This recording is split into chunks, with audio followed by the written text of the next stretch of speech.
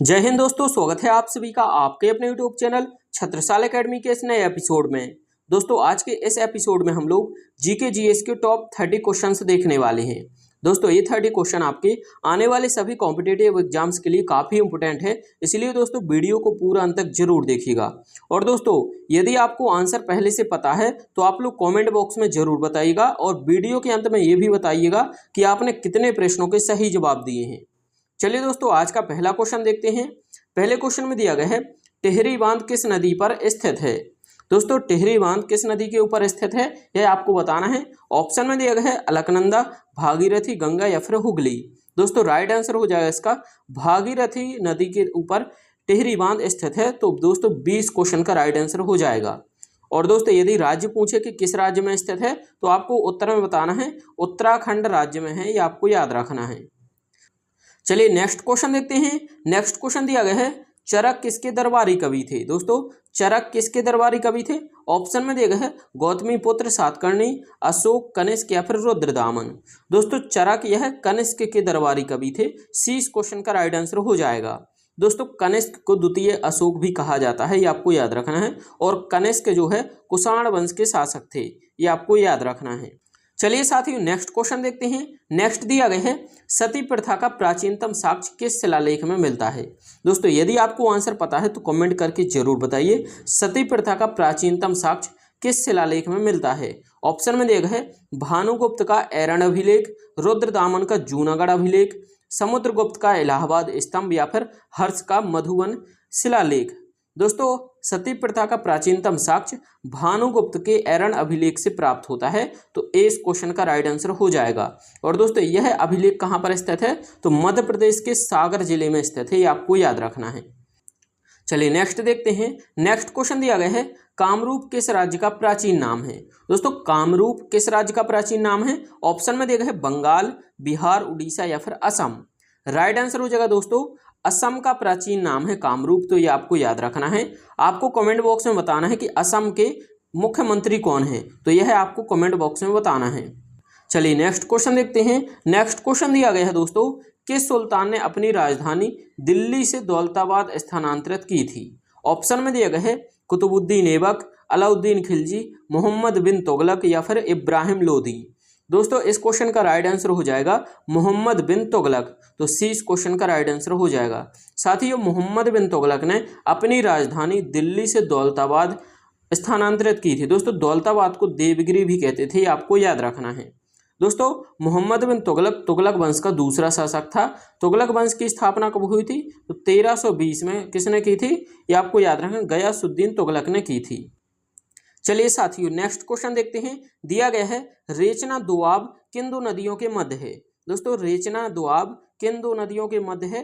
दोस्तों इस क्वेश्चन का राइट आंसर हो जाएगा रावी और चिनाब नदियों के मध्य है रेचना दोआब, तो दोस्तों 20 क्वेश्चन का राइट आंसर हो जाएगा।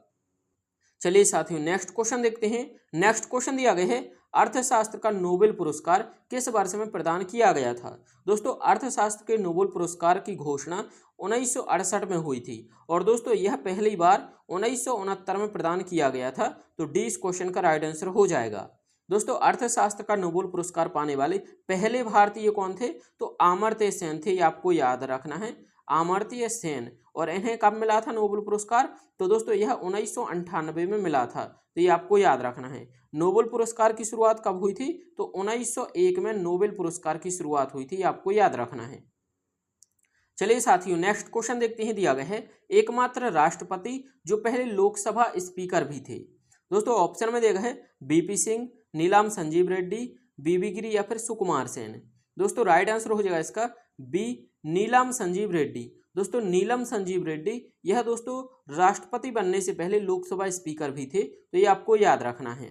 दोस्तों एक क्वेश्चन पूछा जाता है कि निर्विरोध चुने जाने वाले एकमात्र राष्ट्रपति कौन थे। दोस्तों निर्विरोध चुने जाने वाले एकमात्र राष्ट्रपति नीलम संजीव रेड्डी थे, तो दोस्तों ये आपको याद रखना है। 20 क्वेश्चन का राइट आंसर हो जाएगा। चलिए नेक्स्ट देखते हैं। नेक्स्ट दिया गया है होम्योपैथी के संस्थापक कौन थे। दोस्तों होम्योपैथी के संस्थापक सैमुअल हैनीमैन थे, तो दोस्तों ए इस क्वेश्चन का राइट आंसर हो जाएगा सैमुअल हैनीमैन। चलिए साथियों नेक्स्ट क्वेश्चन देखते हैं। नेक्स्ट क्वेश्चन दिया गया है, किस बैडमिंटन जोड़ी को मेजर ध्यानचंद खेल रत्न पुरस्कार 2023 प्रदान किया गया है? दोस्तों इसका राइट आंसर हो जाएगा सात्विक साईराज और चिराग शेट्टी। इन दोनों को मेजर ध्यानचंद खेल रत्न पुरस्कार 2023 प्रदान किया गया है। तो यह आपको याद रखना है, डी इस क्वेश्चन का राइट आंसर हो जाएगा सात्विक साईराज और चिराग शेट्टी। चलिए साथियों अगला प्रश्न देखते हैं। दिया गया है, संविधान के किस अनुच्छेद में अनुसूचित जाति और जनजातियों के लिए लोकसभा में सीटों के आरक्षण की व्यवस्था की गई है? दोस्तों अनुसूचित जाति और जनजाति के लिए लोकसभा में सीटों की आरक्षण की बात अनुच्छेद 330 में कही गई है। तो सी इस क्वेश्चन का राइट आंसर हो जाएगा। दोस्तों अनुच्छेद 324 की बात करें तो निर्वाचन आयोग के बारे में अनुच्छेद 324 में बताया गया है। दोस्तों लोकसभा का चुनाव यह दोस्तों अनुच्छेद 326 में बताया गया है। और दोस्तों एंग्लो इंडियन के 2 पद होते हैं लोकसभा में, यह दोस्तों 331 में बताया गया है। तो दोस्तों एंग्लो इंडियन का पद समाप्त हो गया है, ये आपको याद रखना है। इस क्वेश्चन का राइट आंसर हो जाएगा ऑप्शन नंबर सी। अगला प्रश्न देखते हैं दोस्तों। दिया गया है, जिम कॉर्बेट राष्ट्रीय उद्यान का नया नाम क्या है? दोस्तों जिम कॉर्बेट राष्ट्रीय उद्यान का नया नाम क्या है? राइट आंसर हो जाएगा रामगंगा राष्ट्रीय उद्यान। सी इस क्वेश्चन का राइट आंसर हो जाएगा। दोस्तों जब जिम कॉर्बेट राष्ट्रीय उद्यान की स्थापना हुई थी तो उसे हेली राष्ट्रीय उद्यान के नाम से जानते थे, फिर इसका नाम जिम कॉर्बेट पड़ गया और अब वर्तमान में इसे रामगंगा राष्ट्रीय उद्यान के नाम से जानते हैं। चलिए अगला प्रश्न देखते हैं। दिया गया है, इकोसिस्टम शब्द का प्रयोग सबसे पहले किसने किया था? दोस्तों इकोसिस्टम शब्द का प्रयोग सबसे पहले एजी टेंसले ने किया था। तो दोस्तों इस क्वेश्चन का राइट आंसर हो जाएगा।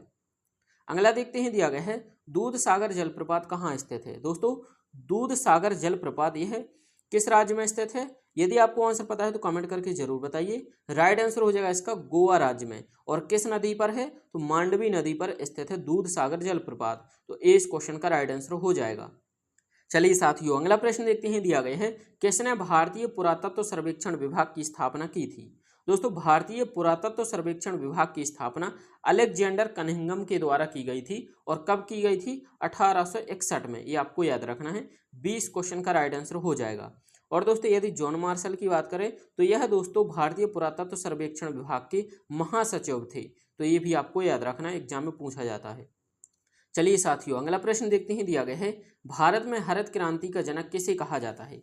दोस्तों भारत में हरित क्रांति का जनक एमएस स्वामीनाथन को कहा जाता है। तो डी इस क्वेश्चन का राइट आंसर हो जाएगा। और दोस्तों हाल ही में एमएस स्वामीनाथन को भारत रत्न देने की घोषणा की गई है। तो डी इस क्वेश्चन का राइट आंसर हो जाएगा, आपको याद रखना है।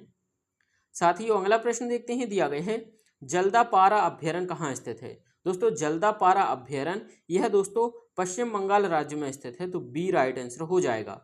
साथियों अगला प्रश्न देखते हैं। दिया गया है, किसे मास्टाडा के नाम से जाना जाता है जिसने 1930 में चटगांव शस्त्रागार पर धावे का नेतृत्व किया था? दोस्तों 1930 में चटगांव शस्त्रागार पर धावे का नेतृत्व किसने किया था?